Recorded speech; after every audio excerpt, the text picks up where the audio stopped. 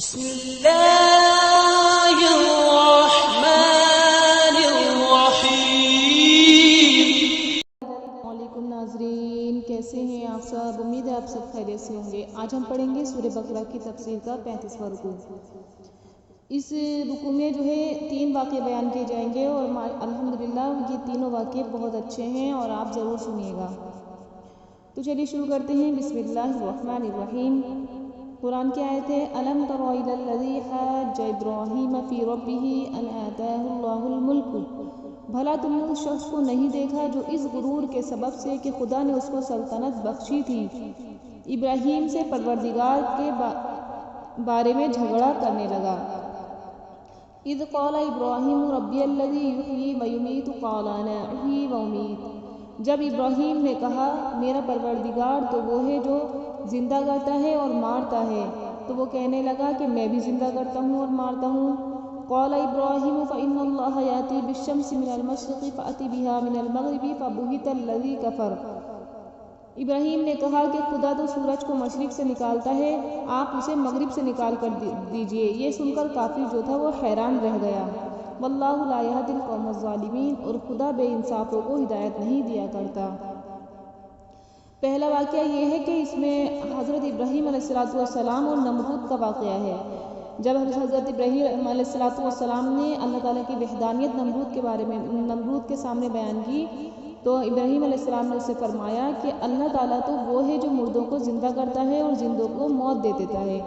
تو وہ بولا کہ مطلب میں بھی تو زندہ کرتا ہوں، اور اس نے حضرت ابراہیم علیہ السلام نے فرمایا اس کا ثبوت کو پیش کرو۔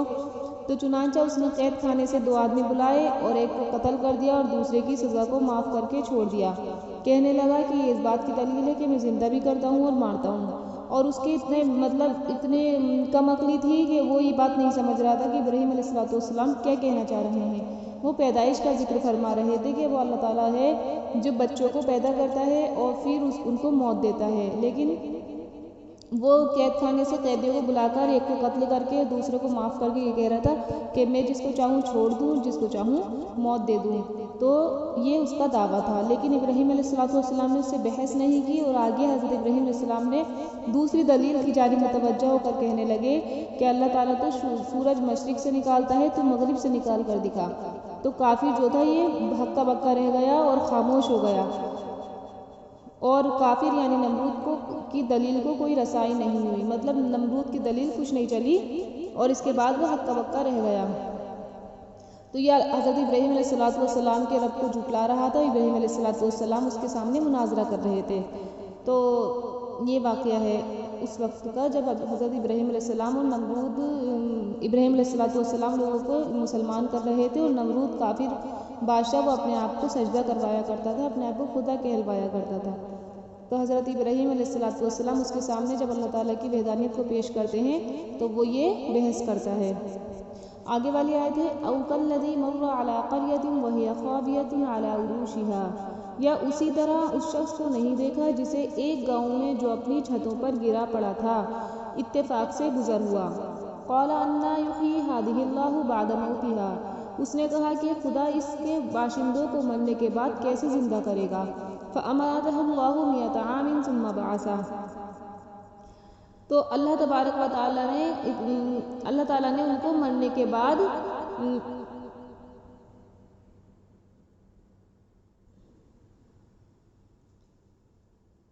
فاماتہ اللہ 100 عام، تو اللہ تبارک و تعالیٰ نے ان کو 100 سال تک موت کے 100 سال تک انہیں مردہ رکھا۔ ثم بعث، پھر انہیں اٹھا لیا، مطلب اس کے بعد دوبارہ زندہ کر دیا۔ قال کم لبثت، قال لبثت یوما او بعض یوم۔ پھر وہ کہنے لگے کہ ہم جو ہے کتنے دن سوئے ہیں، یعنی کتنے دن ہم یہاں پر ٹھہرے رہے ہیں۔ تو وہ آپس میں بات کرنے لگے کہ ہم 1 دن یا آدھا دن جو ہے یہاں پر سوئے تھے۔ تو پھر اس کے بعد قال بل لبثت 100 عام فانظر الى طعامك وشرابك لم يتسنى۔ خدا نے فرمایا کہ نہیں، بلکہ 100 برس مرے رہے ہو، تم جو ہو یہاں پر 100 برس تک مرے رہے ہو، اور اپنے کھانے اور پینے کی چیزوں کو دیکھو کہ اتنی مدت میں سڑی اور بوسی نہیں، اور اپنے گدھے کو بھی دیکھو جو مرا پڑا ہے۔ वंजुर इला हिमारिका, और अपने गधे को भी देखो, वलिनजअलका आयतन लिन्नास वंजुर इलल इज़ामि कैफ़ा नुनशिज़ुहा सुम्मा नक्सुहा लहमा फलम्मा तबय्यना लहु क़ाल अअलमु अन्नल्लाहा अला कुल्लि शैइन क़दीर।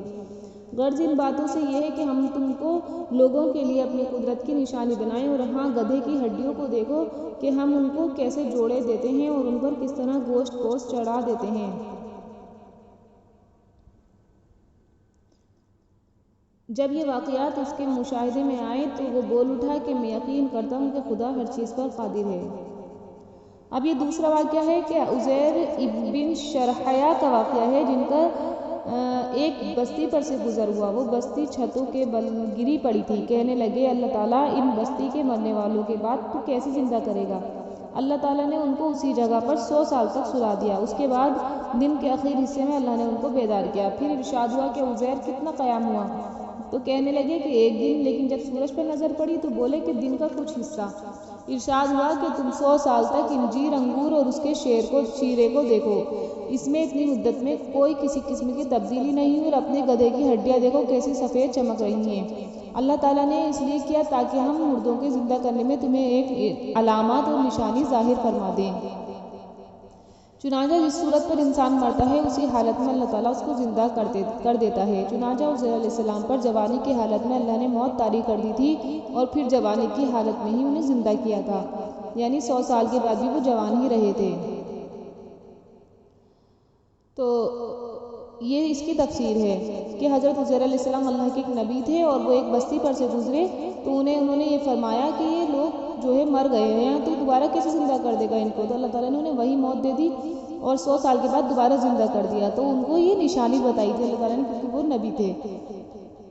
आगे वाली जो आयत है वो ये है, वइज़ क़ाल इब्राहीम रब्बी अरिनी कैफ़ तुह्यिल मौता। जब इब्राहीम ने अपने रब से कहा कि परवरदिगार तू मुझे दिखा कि मुर्दों को कैसे ज़िंदा करेगा। क़ाल अवलम तुमिन, तो खुदा ने फरमाया कि तुमने इस बात को यकीन नहीं किया, तुमने इस बात का।